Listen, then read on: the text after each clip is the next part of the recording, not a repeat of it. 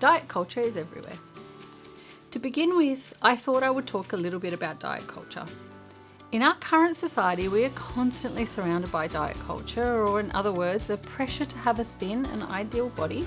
And to achieve this, we are constantly told there is essentially a right and wrong way to eat, and in essence, right or wrong foods, and that we also have to do exercise and move our bodies in a particular way.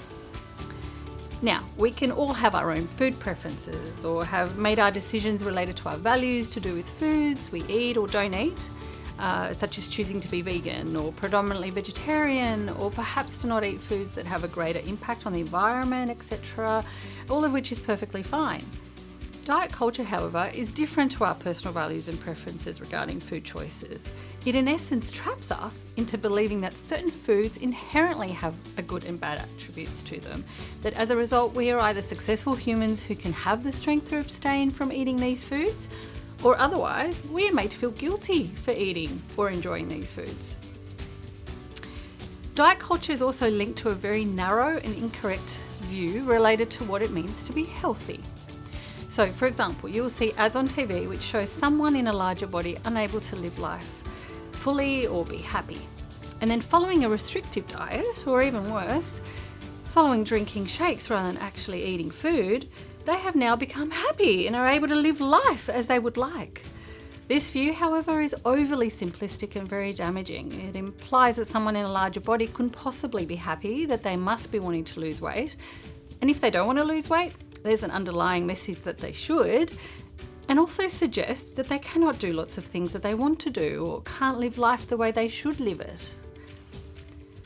All of these views are very stigmatising and quite frankly fat shaming, and also they can be completely false and untrue.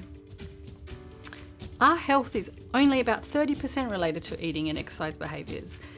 The rest of the percentages will be related to genetic predispositions and social factors, and yet this isn't widely discussed. So dieting also doesn't work in the long term, and yet no one actually discusses this point on TV when they are trying to sell you their diet either. Not only does it not work, but it leaves you feeling like a failure at the end of the diet if your weight increases, following stopping the diet. However, very cleverly, there is no mention of that being a normal thing to actually occur following a diet, that your body will typically wish to return to a baseline.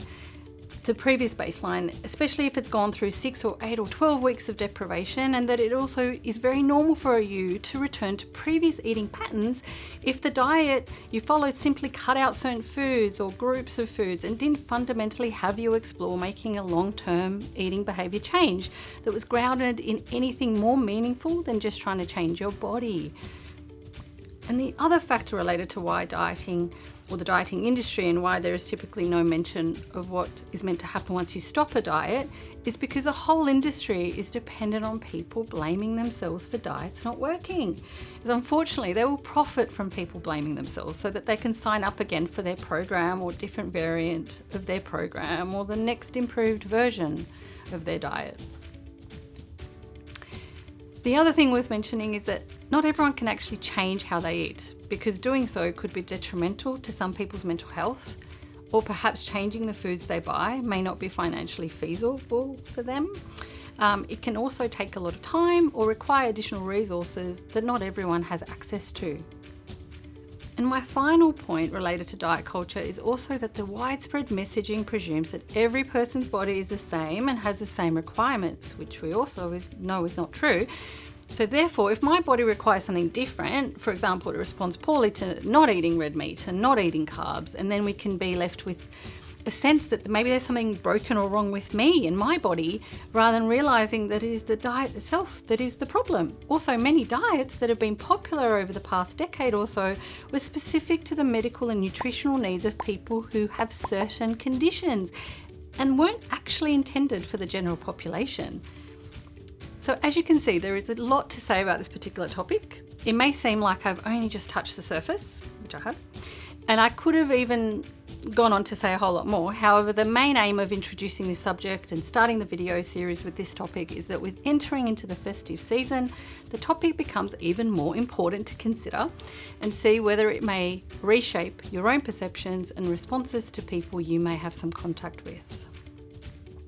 So as it may not be unusual for you to hear someone at the family get together over Christmas celebration or over the holiday period in general make a comment related to how they shouldn't really have something as it's bad, but they just can't resist and they'll just have to work super hard next week to burn it off.